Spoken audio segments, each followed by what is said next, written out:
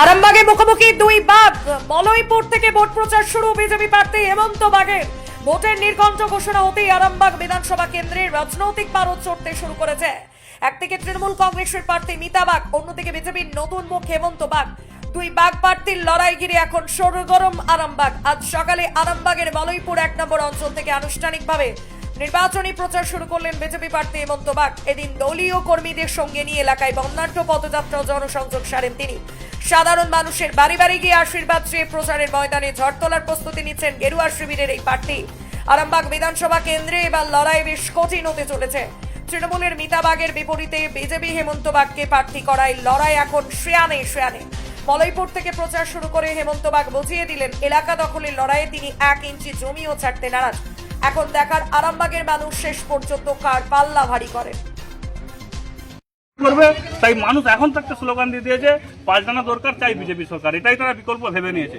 কারণ আরামবাগের মানুষ, মলয়পুরের বলসকাররা তারা বুঝে গেছে মলয়পুরের উন্নয়ন চাই, আরামবাগের উন্নয়ন চাই। তার জন্য তারা বিজেপিকে ভোট দেবে সম্পূর্ণরূপে তারা প্রস্তুত। তারা মনে মনে একদম ঐক্যবদ্ধ হয়ে গেছে এবং বিজেপিকে সরকারে নিয়ে আসতে হবে এই প্রতিজ্ঞা তারা করে ফেলেছে।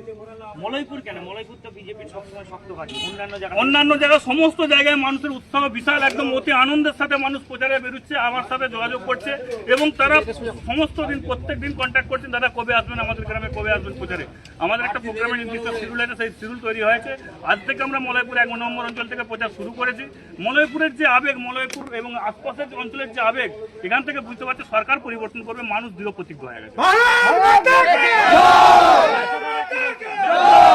আপনারা আমার সাথে আছেন, প্রচারে দেখতে পাচ্ছেন ব্যবসাদাররা কত খুশি। তারা নিজের ছেলের মতো নিজে আমাকে বরণ করে নিয়েছেন এবং তারা এত আনন্দিত হয়েছে চিন্তা করতে পারবেন না। তারা নিজের ঘরের ছেলের মতো আমাকে বরণ করছে আর করছে এবং তারা আপ্রাণ চেষ্টা করছে যেন কোনো প্রকারে আরামবাগ বিধানসভা এবারে বিজেপি এমএলএ হবে।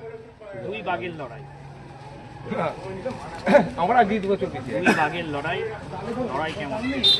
লড়াই আসল তৃণমূল কংগ্রেসকে আমরা লড়াইয়ের মধ্যে ধরছি না। আমরা একটা জিনিস নিয়ে চিন্তায় আছি, আমাদের মার্জিন কত বাড়বে। আমরা মার্জিন নিয়ে চিন্তায় আছি। আমরা তৃণমূলের কে প্রার্থী হলো, সিপিএম এর কে প্রার্থী হলো, ওটা আমাদের কাছে নন ম্যাটার, আমাদের কাছে ম্যাটার নয়।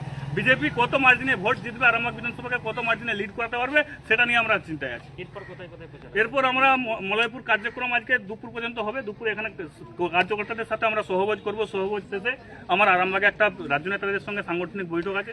সাংগঠনিক বৈঠক শেষ করার পর আরান্ডি আমাদের যে আরামবাগ 2 নম্বর মণ্ডল আছে, মুথারাঙ্গা যে গ্যাস অফিসের পাশে যে লজ আছে, সেখানে প্রার্থী পরিচিতি কর্মী সম্মেলন হবে। ওই সম্মেলনে আমি যোগ দেবো। ওখান থেকে হয়ে সালেপুরের যে 4 নম্বর মণ্ডল আছে আরামবাগ বিধানসভার, সেখানে প্রায় কয়েকশো কার্যকর্তা আসছেন। সেখানে প্রার্থী পরিচিতির মাধ্যমে সালেপুর যে লজ আছে সেই লজে কি পরিচিত করার দরকার আছে। প্রার্থী পরিচিতির নামটা জাস্ট দেওয়া আছে। আরামবাগের হেমন্ত বাগকে আরামবাগের মানুষ গলিতে গলিতে দেখেছে, গলিতে গলিতে মানুষের সঙ্গে মেলামেশা করেছে, মাঠে ঘাটে সমস্ত জায়গায় হেমন্ত বাগকে দেখেছে। জাস্ট পরিচিত সিস্টেমটার নাম হয়েছে প্রার্থী পরিচিতি, জাস্ট এটুকুনি। প্রাক্তন বিধায়ক